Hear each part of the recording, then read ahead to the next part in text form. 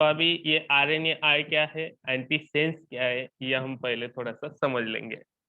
सबसे पहले मैंने लास्ट टाइम स्टार्ट किया था, वो किया था मॉलिक्यूलर बायोलॉजी से।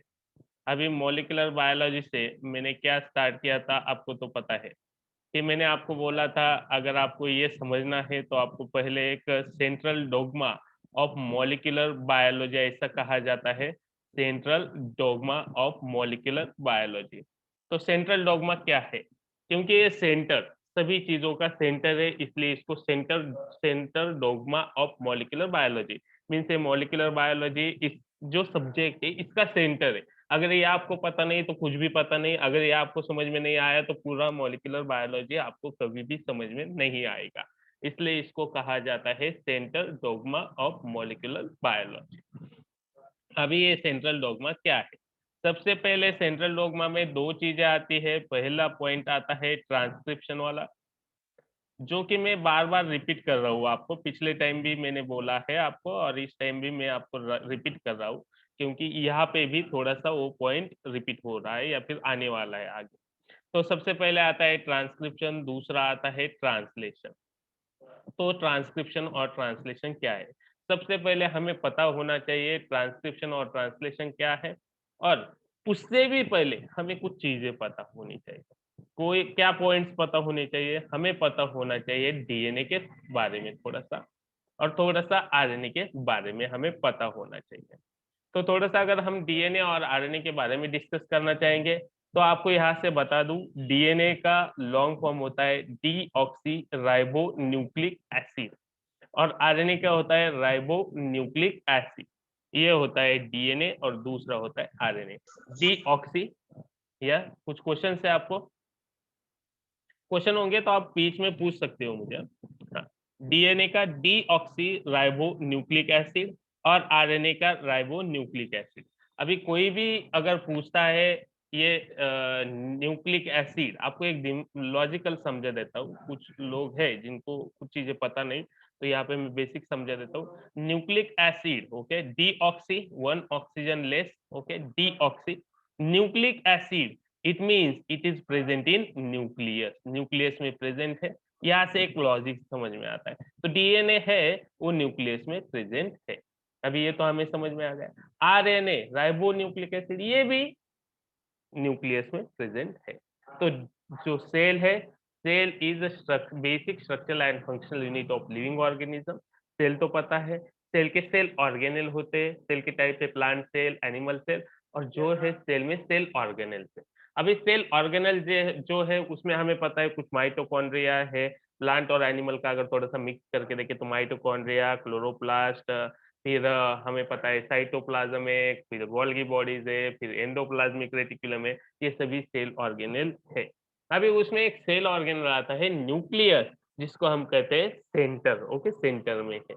तो ये सेंटर में एक सेल ऑर्गेनेल है, तो वो न्यूक्लियस होता है। न्यूक्लियस अभी आपको पता है न्यूक्लियस में होता है न्यूक्लिक एसिड। न्यूक्लिक एसिड जो है, ओके, न्यूक्लियस में होता है nucleic acid. Nucleic acid is DNA and RNA. अभी आपको पता होना चाहिए क्रोमोसोम्स क्या है, डीएनए कैसे बना होता है, क्रोमोसोम डीएनए से बने होते हैं, तो जीन्स कहाँ पे प्रेजेंट होते हैं, थोड़ा सा लॉजिक आपको पता होना जरूरी है। अभी ये तो चीजें हो गई, डीएनए हमें समझ में आ गया। अभी आरएनए पर भी पता है। अभी डीएनए क्या है? DNA is a genetic material. DNA क्या है? Genetic material of living organism. Generally कहा जाता है ये जेनेटिक मटेरियल यूकैरियोटिक सेल में प्रेजेंट होता है, डीएनए। और आरएनए क्या है? राइबोज न्यूक्लिक एसिड, ये एक जेनेटिक मटेरियल है जो कि प्रोकैरियोट्स में प्रेजेंट होता है, ऐसा हम कहते हैं। तो जनरली इसमें भी है। वायरसेस में ज्यादा तो टीएमवी का जब स्टडी किया था, टोबैको मोज़ेक वायरस, तो सिंगल स्ट्रैंडेड आरएनए को इन्होंने बताया था उसके बारे में। तो जो वायरसेस है उसमें RNA as a genetic material होता है। इसीलिए चलो ये बात आ गई, तो यहाँ पे आपको एक समझा देता हूँ। आरटीपीसीआर जो होता है, RTPCR reverse transcriptase polymerase chain reaction, ये कोरोना के दिन चल रहे हैं, तो कोरोना में कुछ आरटीपीसीआर टेस्ट करते हैं, तो रिवर्स ट्रांसक्रिप्टेज की यूज करते हैं, क्योंकि वायरस जो है कोरोना, उसमें आरएनए है, आरएनए को फिर से डीएनए बनाना है, तो उसका कॉम्प्लीमेंट्री डीएनए बनाया जाता है, इसलिए ये टेस्ट को कहते हैं आरटी, और पीसीआर उसका एम्प्लीफिकेशन पर्पज के लिए यूज किया जाता है। ये तो पॉइंट हो गए।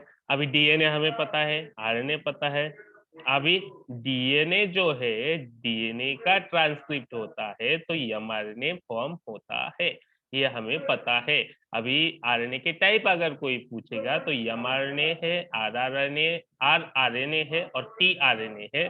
तो ट्रांसफर आरएनए, राइबोसोमल आरएनए और मैसेंजर आरएनए। तो डीएनए से एमआरएनए फॉर्म होगा। ये जो प्रोसेस है इसको हम कहेंगे ट्रांसक्रिप्शन, इसको कहा जाता है ट्रांसक्रिप्शन।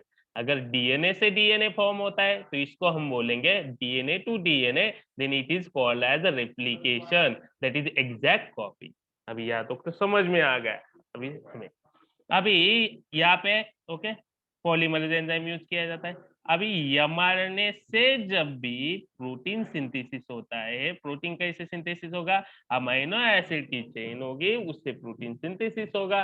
प्रोटीन कैसे डिफाइन करते हैं, it is a building block of amino acid. अभी सिंपली है। अभी एमआरएनए से जो नेक्स्ट प्रोटीन फॉर्म हो रहा है उसको हम बोलेंगे ट्रांसलेशन। इसको हम क्या बोलेंगे, ट्रांसलेशन। अभी हमें तो ये समझ में आ गया, डीएनए से एमआरएनए फॉर्म होता है और वो जो प्रोसेस होती है उसको ट्रांसक्रिप्शन कहा जाता है। एमआरएनए से प्रोटीन फॉर्म होता है और जो प्रोसेस होती है उसको ट्रांसलेशन कहा जाता है। यहाँ तक तो हमें समझ में आ गया। ये है normal process, normal central dogma of molecular biology. अभी आगे क्या समझना है, मुझे आगे समझना है आरएनए आई क्या है। आरएनए आई क्या है, i it stands for interference. Interference का मीनिंग क्या होता है, किसी में मिक्स हो जाना, इन्वॉल्व हो जाना। ओके, इसको हम बोलते हैं इंक्लूजन, इंटरफेरेंस।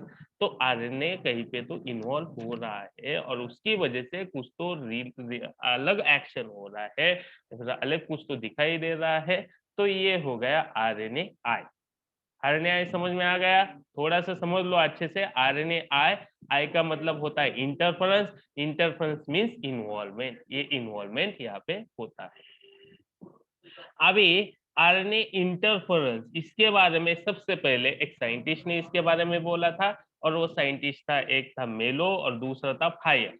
ओके, फायर या फायर नाम है उसका, फायर। और एक का नाम है MELLO, मेलो एंड फायर। इन्होंने क्या बताया था, डबल स्ट्रैंडेड आरएनए के बारे में बोला था। जनरली हमने क्या देखा, आरएनए इज सिंगल स्ट्रैंडेड, पर इन्होंने बोला था डबल स्ट्रैंडेड आरएनए।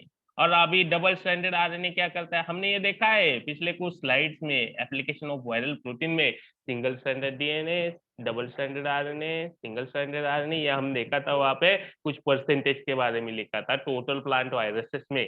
तो वहां पे हमने डिस्कस किया था।